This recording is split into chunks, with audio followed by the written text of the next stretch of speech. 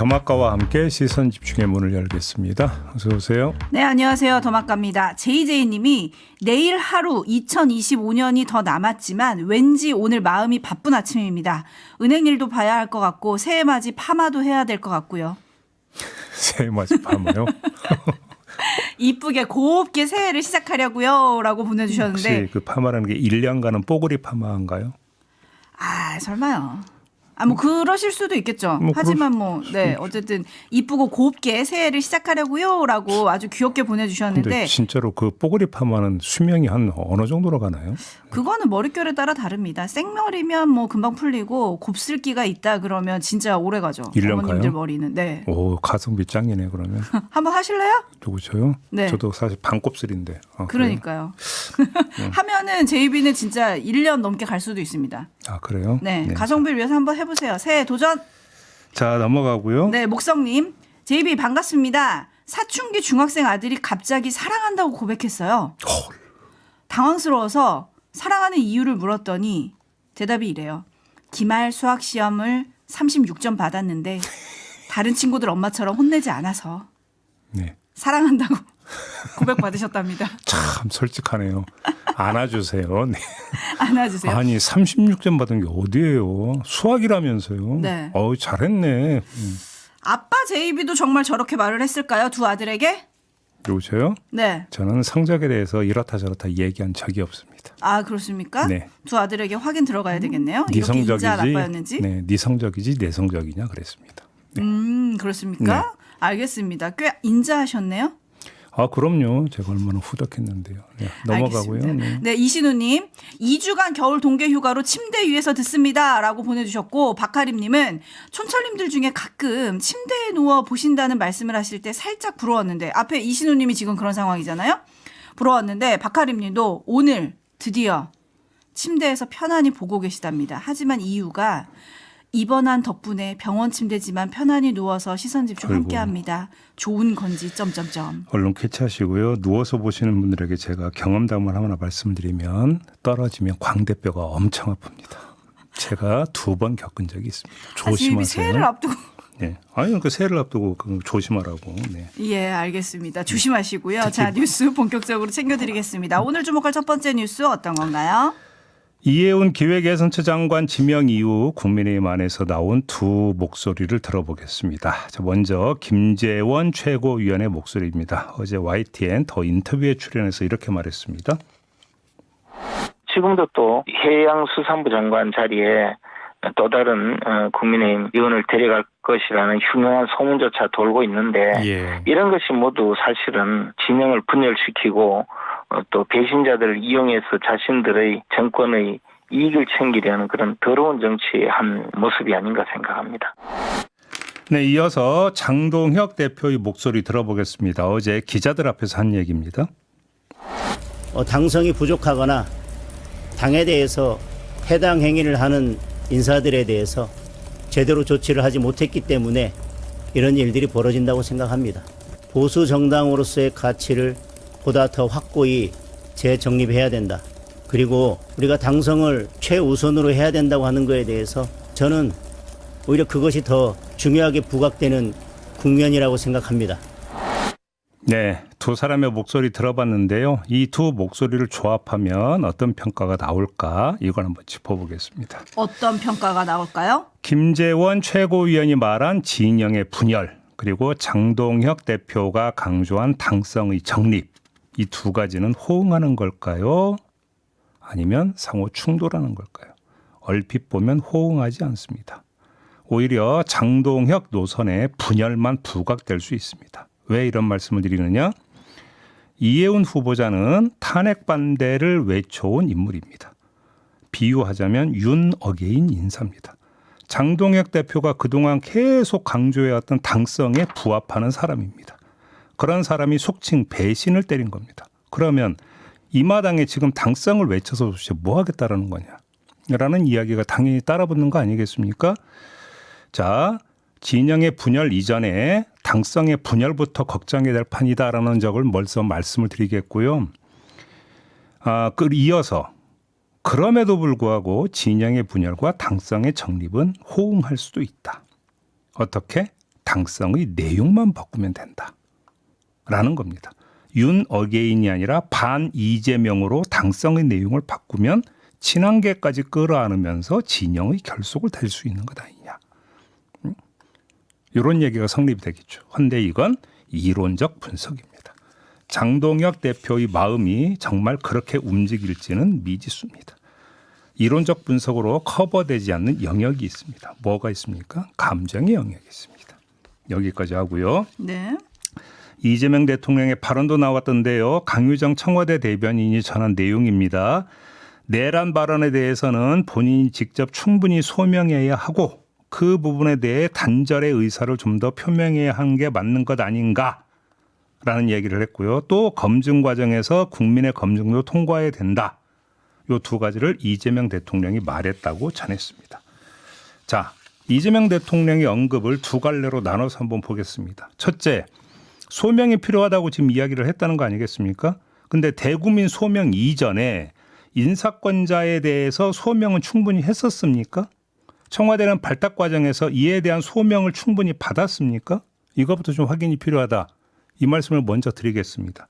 두 번째, 대국민 공개 소명은 아마도 인사청문회에서 이루어질 텐데 이해운 후보자가 탄핵 반대에 대해서 사과하고 만약에 철회를 한다고 한번 가정을 해봅시다.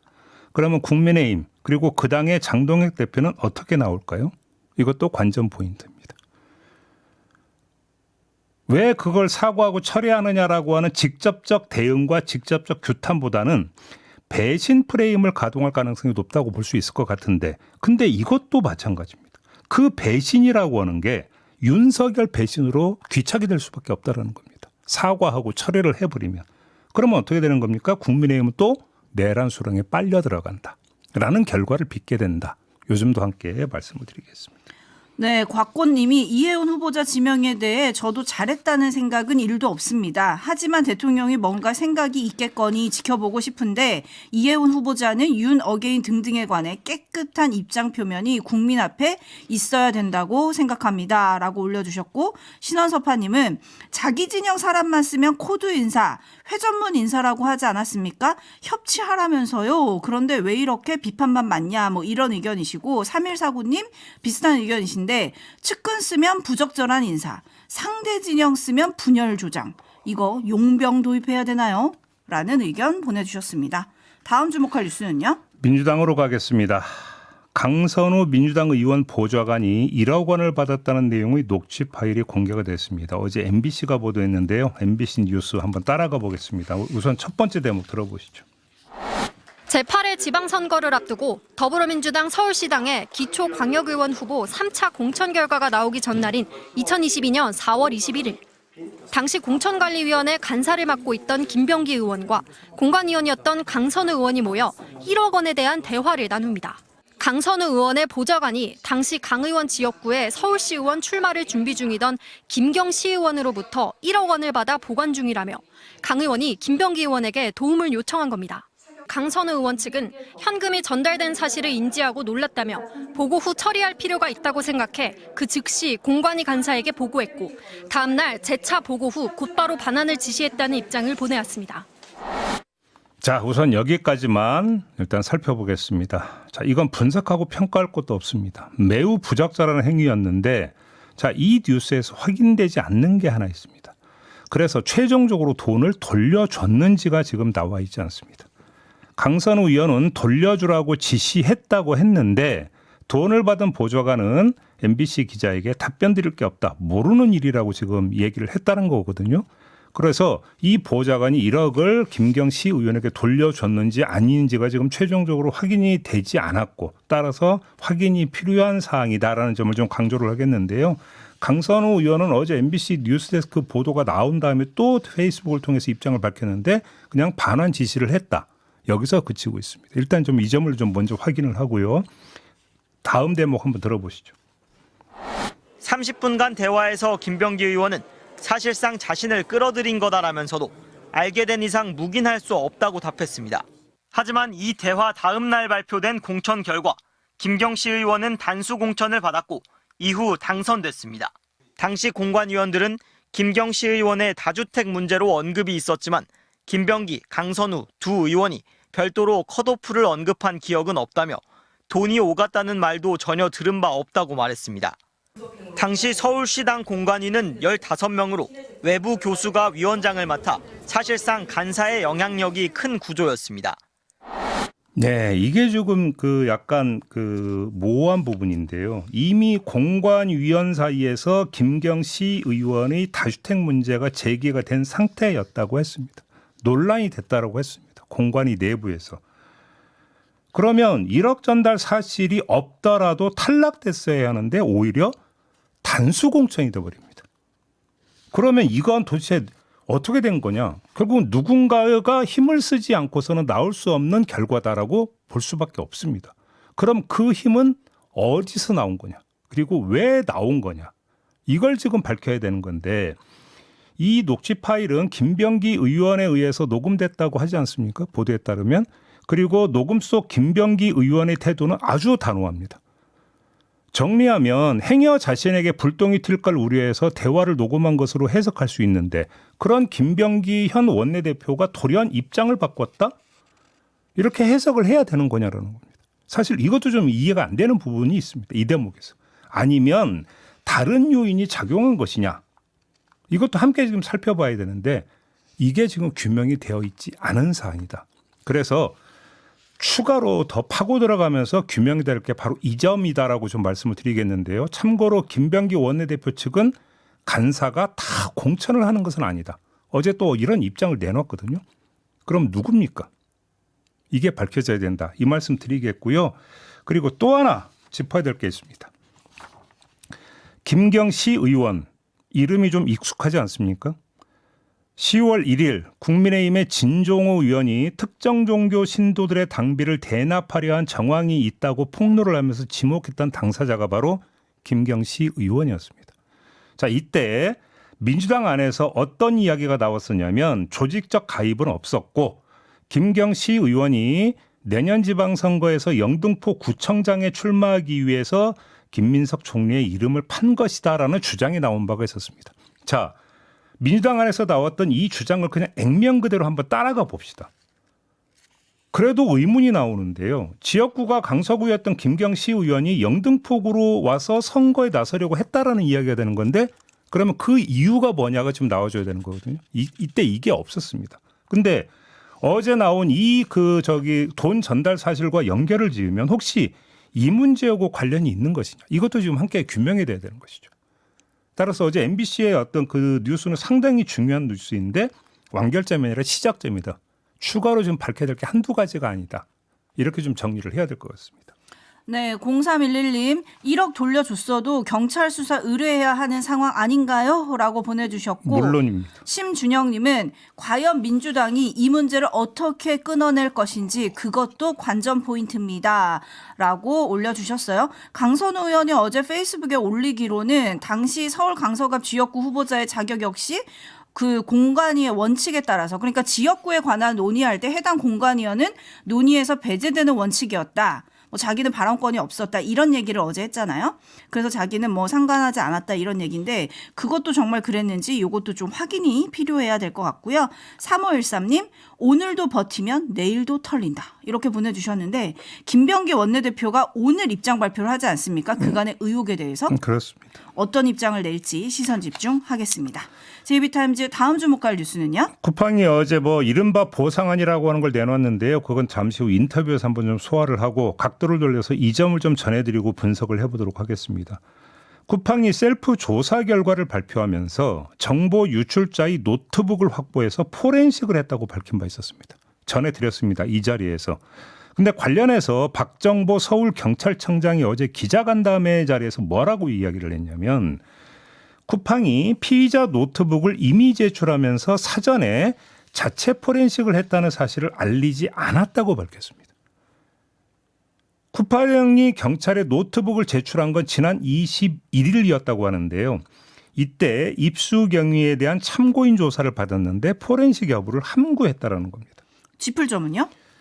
자, 오히려 이 점에 좀 주목할 필요가 있다고 보는데요. 박 청장은 현재 쿠팡이 제출한 노트북을 분석 중이라고 했습니다. 21일 제출받아서 현재까지 지금 분석 중이라고 한다면 열흘 가까이 분석을 계속하고 있다는 얘기가 되겠습니다. 자, 그럼 이 사실과 다른 사실 하나를 한번 좀 대비해 봅시다. 쿠팡 발표에 따르면 쿠팡이 용의자의 데스크탑을 확보한 건 16일이었고 그 문제의 노트북을 확보한 건 18일이었습니다. 그리고 이렇게 확보한 노트북을 경찰에 제출한 게 언제라는 겁니까? 21일이었습니다. 근데 25일에 조사 결과를 발표를 하면서 포렌식을 통해서 유출된 건 3천여 명밖에 안 된다. 이렇게 지금 주장을 했고 포렌식 결과라고 했습니다. 그러면 이 얘기는 뭐가 됩니까?